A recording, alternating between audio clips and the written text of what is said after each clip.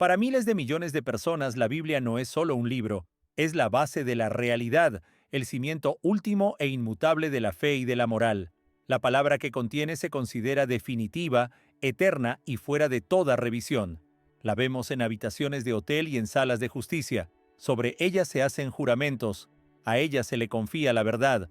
Confiamos en sus finas páginas, en sus números de versículos y en sus cubiertas de cuero que proclaman autoridad. Se nos dice que fue entregada, transmitida de generación en generación, desde la primera palabra hasta el amén final. Pero, ¿y si esto no fuera del todo cierto? ¿Y si el volumen que abrimos no fuese la historia completa? ¿Y si existiera una versión editada, un montaje final aprobado por un comité humano? ¿Y si ese comité juzgó ciertas escenas demasiado intensas, demasiado controversiales o demasiado escandalosas? ¿Y si los capítulos supuestamente perdidos no fueron simplemente extraviados, sino deliberadamente ocultados? Durante décadas, esas ideas sirvieron de materia prima para teorías conspirativas y para películas de Hollywood. Hoy, sin embargo, son objeto de laboratorios y equipos científicos. Investigadores provistos de tecnología que parece sacada de la ciencia ficción están devolviendo voz al pasado. Consiguen que la tinta se revele, leen lo invisible y restauran textos que fueron borrados, quemados o enterrados. El hallazgo de esas capas ocultas está obligando al mundo a revisar la base misma de nuestra civilización. Se ha descubierto lo que no debía encontrarse, y lo que aparece escrito bajo las capas modernas cambia de manera radical la percepción de lo que creíamos inmutable. Nuestro relato no comienza en un desierto polvoriento, comienza en el aire frío y fino de la cumbre de una montaña. En el monasterio de Santa Catalina, en la península del Sinaí, se alza una fortaleza monasterio construida en el siglo VI por el emperador Justiniano. Allí, según la tradición, se encuentra la montaña junto a la que Moisés vio la zarza ardiente y recibió los 10 mandamientos. Es uno de los lugares más sagrados del planeta y dentro de sus muros funciona la biblioteca cristiana más antigua del mundo. Miles de manuscritos invaluables han resistido las cruzadas, las invasiones napoleónicas y 2 guerras mundiales. Son cápsulas del tiempo, pero algunas de esas cápsulas tienen fondo falso. Se llaman palimpsestos. Esa palabra es la clave de nuestra investigación. En el mundo antiguo no existía el papel tal como lo entendemos hoy. Se empleaba papiro y, sobre todo, pergamino, la piel de animales procesada y pulida. Para producir una sola Biblia en pergamino, hacía falta un rebaño de cientos de ovejas. Cada página costaba una fortuna. Por eso, cuando un texto quedaba obsoleto, innecesario o peligroso, los monjes no lo tiraban a la basura. Tomaban piedra pómez o rasquetas metálicas y raspaban la tinta hasta borrar lo anterior. Borraban de la historia y luego escribían encima. Un salmo bíblico podía cubrir un tratado filosófico. La vida de un santo podía ocultar un antiguo mapa del cielo estrellado. El texto inferior se creía para siempre perdido, asesinado literalmente por la mano humana y desaparecido a los ojos. Así continuó hasta que entraron en escena los científicos. No vinieron con picos ni con palas a los monasterios, trajeron tecnología de imágenes multiespectrales. No eran simples cámaras, sino instrumentos complejos que iluminan la página antigua con frecuencias discretas de luz, desde el ultravioleta y el infrarrojo hasta el espectro visible. Detectan lo que se denomina fluorescencia. Las tintas antiguas a base de hierro y el pergamino envejecido reaccionan de forma distinta a cada banda de luz. Algoritmos informáticos, originalmente diseñados para analizar imágenes de satélite, examinan esas diferencias microscópicas y casi como por arte de magia, separan las capas textuales línea por línea. Literalmente leen lo invisible. Y entonces, en el año 2023, se produjo un avance decisivo. Un palimpsesto aparentemente ordinario concentró la atención de científicos como Grigori Kessel. La capa superior era una colección de himnos en siríaco. Bajo ella, apenas perceptible, aparecía como un hematoma bajo la piel, sombras de trazos antiguos. El equipo empezó a escanear con paciencia. Hora tras hora, terabytes de datos y algoritmos en funcionamiento fueron revelando poco a poco un fantasma sobre la pantalla. Línea por línea, apareció un evangelio. Se trataba de una traducción muy antigua del Evangelio de Mateo al siríaco. Su antigüedad la situaba entre las versiones más arcaicas documentadas. A primera vista, aquello no debía asombrar. Era Mateo, un texto familiar. Pero al traducirlo con cuidado, emergieron diferencias significativas. En un pasaje donde Jesús y sus discípulos caminan por los trigales en sábado, la versión habitual narra que los discípulos, hambrientos, arrancaron espigas y las comieron. En la versión siríaca más antigua, en aproximadamente una vez y media, se añadía un detalle aparentemente mínimo: frotaron las espigas con las manos antes de comerlas. Puede parecer una pequeña interpolación, 3 palabras adicionales, pero esa añadidura cambia por completo la acusación de los fariseos. Para ellos, arrancar espigas ya podía constituir una transgresión del sábado. Frotarlas con las manos convertía el acto en procesamiento del grano y, por tanto, en trabajo equivalente a una violación manifiesta de la ley. ¿Por qué se atenuó ese detalle en las versiones posteriores que han llegado hasta nosotros? Ese descubrimiento no fue una mera curiosidad filológica, fue la primera prueba tangible de una sospecha larga en la academia. El texto bíblico no estuvo congelado en el tiempo, fue fluido. Los copistas no eran autómatas que reprodujeran letra por letra sin participar en la obra. Eran editores, intérpretes y a veces censores. Añadían, suprimían y cambiaban matices. Tal vez protegían la reputación de ciertos personajes, tal vez suavizaban pasajes conflictivos. Ese hallazgo abrió una puerta. Si se podía modificar un detalle tan acusado en Mateo, ¿qué más había sido alterado? ¿Qué otros capítulos fueron recortados? ¿Qué otros poemas modificados y qué otros evangelios fueron borrados, raspados y enterrados bajo textos considerados correctos? El monasterio de Santa Catalina ya había ofrecido al mundo claves de alto valor. En el año 1844, el erudito alemán Konstantin von Tischendorf llegó a ese mismo lugar en busca de manuscritos antiguos. Encontró hojas que los monjes, sin entender su valor, estaban a punto de quemar. Tischendorf las salvó. Eran fragmentos del Códice Sinaítico, una de las 2 Biblias completas más antiguas que han llegado hasta nosotros, redactadas en el siglo IV. Cuando se estudiaron, aparecieron sorpresas.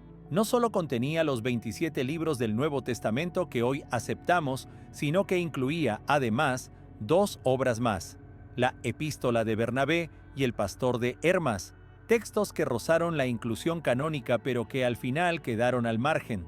El Códice Sinaítico también carece de algunos pasajes que hoy damos por seguros. Por ejemplo, la famosa escena de la mujer sorprendida en adulterio, traída ante Jesús con la frase atribuida a él: «El que de vosotros esté sin pecado, sea el primero en arrojar la piedra». Esa historia no aparece en el Códice Sinaítico y tampoco en otros manuscritos muy antiguos. Los especialistas coinciden en que es probable que esa narración fuera una adición con posterioridad, un relato humanista hermoso que fue insertado en el Evangelio de Juan muchos siglos más tarde. La tecnología aplicable a palimpsestos y el Códice Sinaítico demuestran una cosa: lo que muchos creíamos tallado en piedra era, de hecho, arena moldeada por manos humanas. El texto cambió con el tiempo. Para comprender por qué se produjeron esas modificaciones, debemos salir del laboratorio e internarnos en el desierto. Allí, en el año 1945, 2 campesinos egipcios hicieron un descubrimiento que sacudió los cimientos del cristianismo. En las cercanías de la localidad de Nag Hammadi, en Egipto, Muhammad Ali al-Zaman y sus hermanos excavaban la tierra en busca de sebak, un fertilizante rico en nitratos que aflora junto a los acantilados de Jabal al-Tarif. Muhammad Ali no era solo un trabajador rural, era un hombre que huía tras una venganza de sangre. Su familia estaba envuelta en una disputa mortal. Buscaba esconderse mientras trabajaba. Al cavar, su azada golpeó algo duro y grande. Allí halló una vasija de barro sellada, de gran tamaño, casi 1 metro de altura. Vaciló por un momento. En la tradición local aún pervivían temores sobre espíritus encerrados en ánforas, pero la necesidad o la curiosidad prevalecieron. Rompió la vasija con la azada y dentro encontró libros encuadernados, no rollos como los de los manuscritos del Mar Muerto, sino códices con piel y costura, 13 códices. Al tocarlos se desmoronaban en polvo negro. Sin entender su valor, Muhammad los cargó en un burro y los llevó a casa. Se produjo una tragedia que a cualquier historiador le parte el alma. Apiló los libros sobre la paja del hogar. Su madre, Ahmad, ignorando su naturaleza, tomó algunas hojas y encendió el horno con ellas para cocer pan. Nunca sabremos qué páginas se perdieron para siempre, ni qué secretos se redujeron a ceniza en esa hoguera doméstica. Por suerte, Muhammad comprendió que aquellos fragmentos podían valer dinero. Él y sus hermanos comenzaron a venderlos por partes. Se desató un mercado negro. Los textos fueron diseminados por El Cairo y algunos intentos se hicieron para sacarlos del país. Una parte llegó hasta manos de coleccionistas privados, entre ellos el famoso psicoanalista Carl Gustav Jung, que veía en esos escritos la clave del inconsciente colectivo. El caos duró décadas hasta que los especialistas lograron recomponer la colección. Cuando se tradujeron por fin, el mundo quedó inmóvil.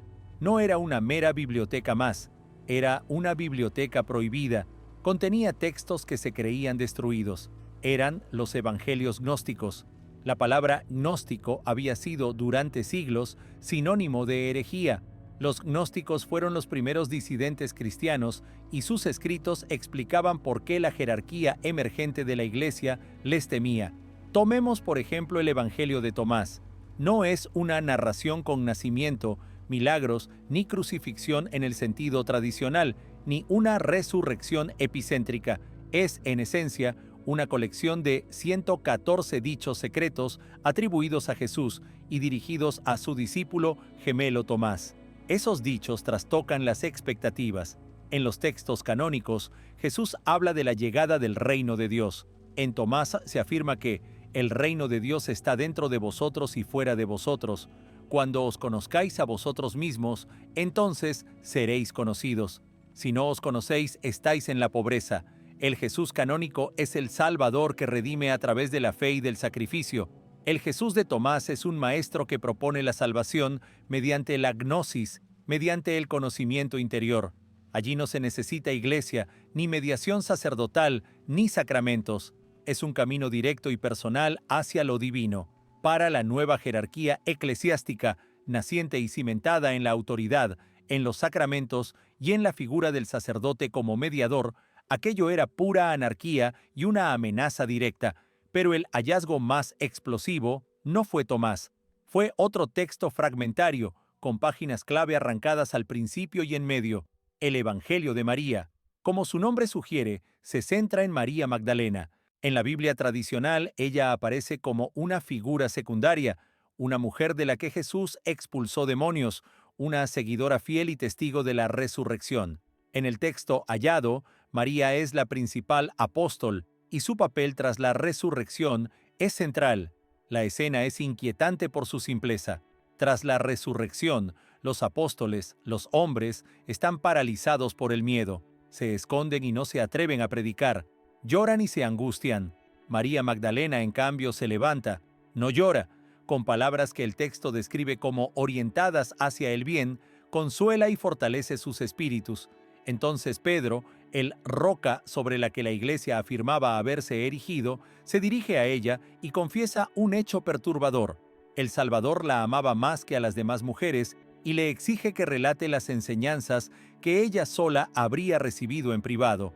María responde con revelaciones esotéricas, no reproduce parábolas públicas, describe enseñanzas secretas sobre el recorrido místico del alma.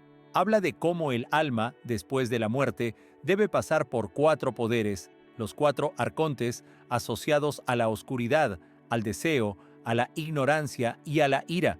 No es mera teología moral, es mística y psicología espiritual. Al terminar, reina el silencio. Andrés minimiza la veracidad de esas palabras, niega que provengan del maestro porque le parecen extrañas.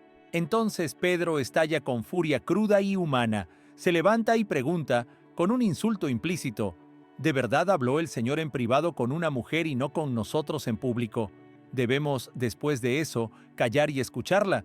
Es una escena de conflicto abierto, es una pugna por la autoridad. Está la rabia, los celos y un sexismo evidente. María, herida, responde, «Pedro, ¿qué ves en mí? ¿Crees que inventé esto en mi corazón?» En ese momento, otro apóstol, Leví, toma la palabra en su defensa. Se dirige a Pedro y pronuncia quizá la frase más significativa del texto. Pedro, siempre has sido impulsivo. No deberías tratar a esta mujer como a una adversaria. Si el Salvador la consideró digna, ¿quién eres tú para rechazarla? Lo que este intercambio muestra no es solo un debate teológico, es el protocolo de una escisión. Estamos presentes ante el choque entre la línea institucional que representaba Pedro y una corriente alternativa de corte más místico y en este caso encarnada por una mujer. Y sabemos quiénes ganaron esa contienda. La línea de Pedro prevaleció.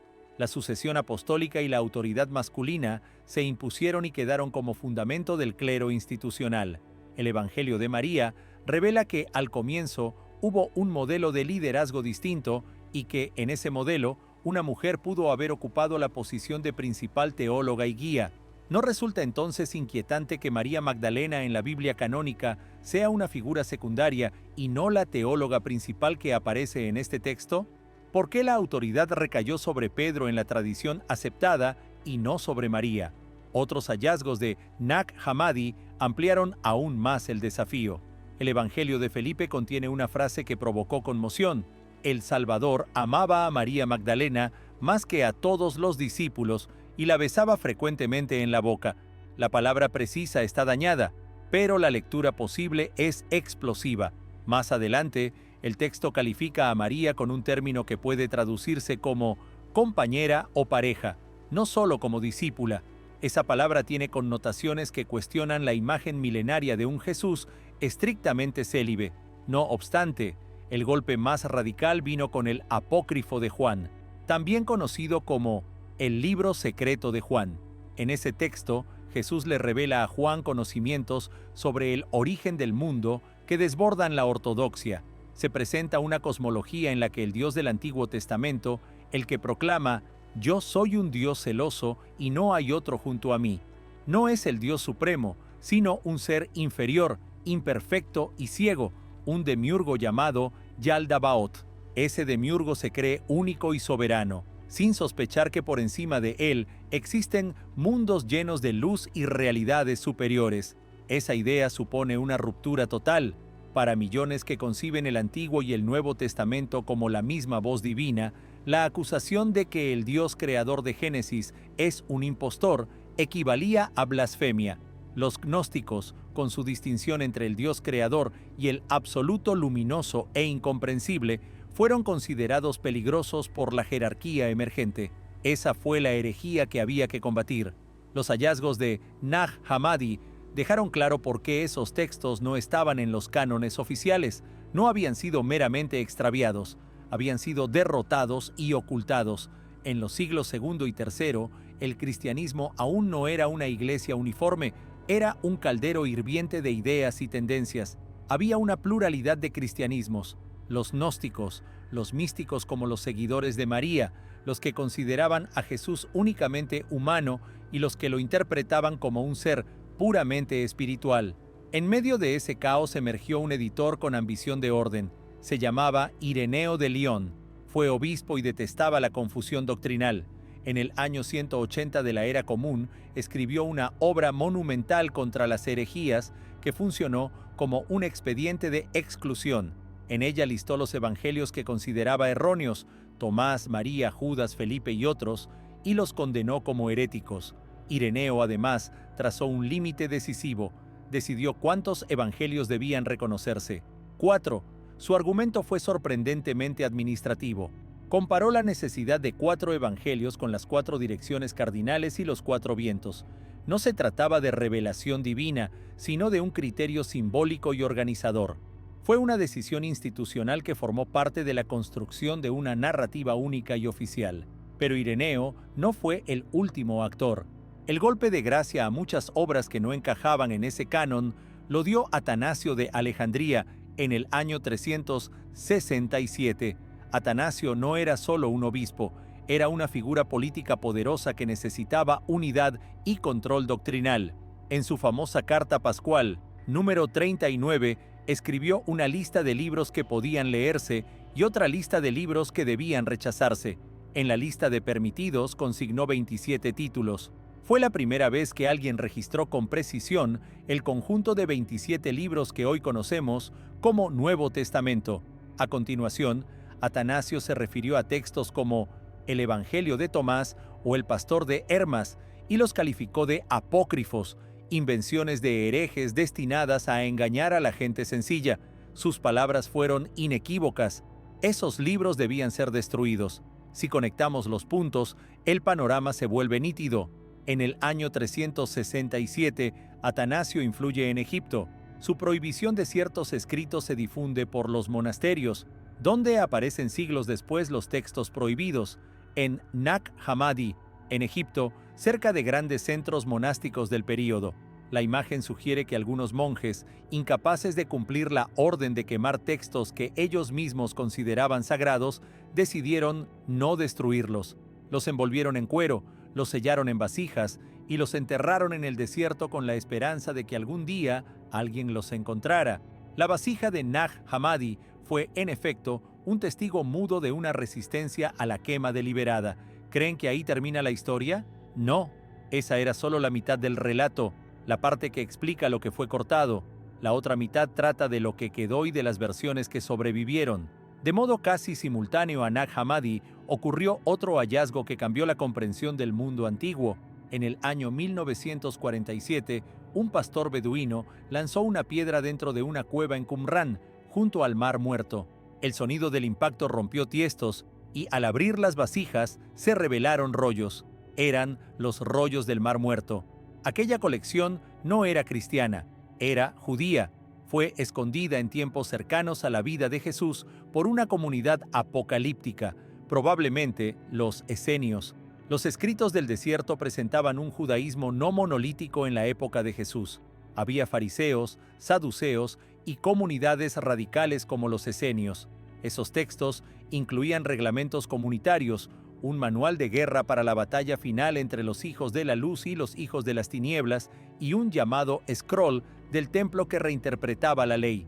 Pero lo que inquietó aún más a los estudiosos fueron las copias de libros bíblicos en hebreo que acompañaban esos escritos. Hasta entonces, los textos hebreos más antiguos que se conocían databan de la Edad Media y conformaban el llamado texto masorético. Durante siglos se creyó que los masoretas habían transmitido el texto con una fidelidad perfecta, hasta el punto de contar letras y líneas para no introducir cambios. Los rollos del Mar Muerto, que eran aproximadamente 1000 años más antiguos, actuaron como máquina del tiempo y detector de mitos. El resultado fue perturbador. El libro de Jeremías en la versión de Qumrán es aproximadamente 15% más corto que el texto masorético. No se trata solo de ausencia de capítulos, sino de un orden distinto en la disposición de las secciones. Es decir, en la época de Jesús circulaban al menos 2 versiones diferentes del mismo libro. ¿Cuál es la versión auténtica? El libro de Samuel mostró también diferencias notables. En la versión que hoy aceptamos, aparecen pasajes superpuestos y contradicciones aparentes, como si el texto hubiese sufrido añadidos. En los rollos de Qumrán, esos problemas no existían. Allí las narraciones aparecen más limpias y coherentes. Los rollos del Mar Muerto demostraron que la Biblia no es una fotografía inmutable, sino un collage de tradiciones que fueron editadas, ensambladas y canonizadas siglos después de su composición original. La palabra de Dios no fue un único libro único e inalterable, fue, más bien, una biblioteca, un conjunto de documentos en competencia y en evolución. La investigación parecía ofrecer una imagen prácticamente completa. Habíamos encontrado textos borrados, bibliotecas prohibidas y versiones en disputa. ¿Qué más podía hallarse? En la década de los 70 apareció otro manuscrito en Egipto que iba a complicar aún más la trama. Llegó al mercado negro y desapareció durante años. Su peripecia es un thriller por sí misma. Permaneció guardado en una caja de seguridad en un banco en la ciudad de Nueva York y casi se destruye por falta de condiciones. Tras años de negligencia, en el año 2001, fue finalmente rescatado y comenzó un proceso de restauración lento y minucioso. Científicos pegaron fragmentos durante años como si montaran el rompecabezas más complejo del planeta. Al recomponerlo y traducirlo, la bomba informativa estalló. Era el Evangelio de Judas. Judas Iscariote, la figura que la tradición considera el mayor traidor de la historia humana, reaparecía aquí bajo una luz estremecedora. En ese texto, Judas no es el villano que entregó al maestro por codicia, es el discípulo que comprendió. Jesús se burla de los otros discípulos por sus oraciones al demiurgo y le encarga a Judas una misión terrible pero liberadora: separarse de los demás, recibir secretos del reino y sacrificar al hombre en quien él mismo se había encarnado para que el espíritu pudiera liberarse. La traición, en esta lectura, se reinterpreta como un acto solicitado por Jesús para permitir su liberación del cuerpo. Si esto parece invertir la moralidad, es precisamente el punto que el editor Ireneo quería silenciar.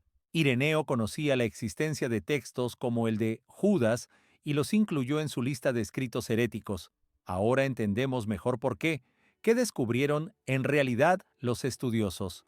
No apareció un capítulo perdido cuya lectura explicara todo de manera sencilla. No hallaron un evangelio definitivo escrito de puño y letra por Jesús. Hallaron algo más inquietante. Encontraron pruebas de que la Biblia, tal como hoy la conocemos, es el producto de vencedores. Es el fruto de una guerra ideológica brutal en la que se enterraron o destruyeron textos por razones de poder y doctrina. El Evangelio de María fue ocultado porque empoderaba a una mujer. El Evangelio de Tomás fue quemado porque dejaba obsoleta la institución eclesiástica. El apócrifo de Juan fue condenado porque calificaba al Dios de la ley como un demiurgo imperfecto. El Evangelio de Judas fue censurado porque transformaba al peor pecador en un elegido. El escándalo no es únicamente lo que esos textos dicen. El escándalo reside en por qué fueron excluidos. Eran demasiado radicales, demasiado individualistas y, sobre todo, demasiado peligrosos para una estructura que buscaba monopolizar la verdad. Hoy las máquinas multiespectrales continúan su tarea en el Sinaí, en bibliotecas del Vaticano y en archivos de todo el mundo. Inteligencias artificiales, entrenadas con datos complejos, aprenden a desenrollar manuscritos carbonizados como los de Herculano y a recuperar letras de la ceniza. Capa tras capa van despegando la historia oficial de las pieles para mostrar lo que había debajo. Hemos hallado textos ocultos en vasijas del desierto. Hemos recuperado escritos raspados con piedra pómez. La gran pregunta sigue abierta: ¿qué otras voces fueron arrancadas del registro? ¿Qué revelaciones y testimonios esperan aún a ser leídos? Como fantasmas atrapados entre capas de pergamino, ¿qué encontraremos mañana? La investigación apenas comienza. A medida que las máquinas mejoran y las técnicas se afinan, la posibilidad de que aparezcan nuevas voces se vuelve cada vez más real. El pasado continúa hablando desde sus escondrijos. ¿Estamos dispuestos a escuchar lo que nos diga?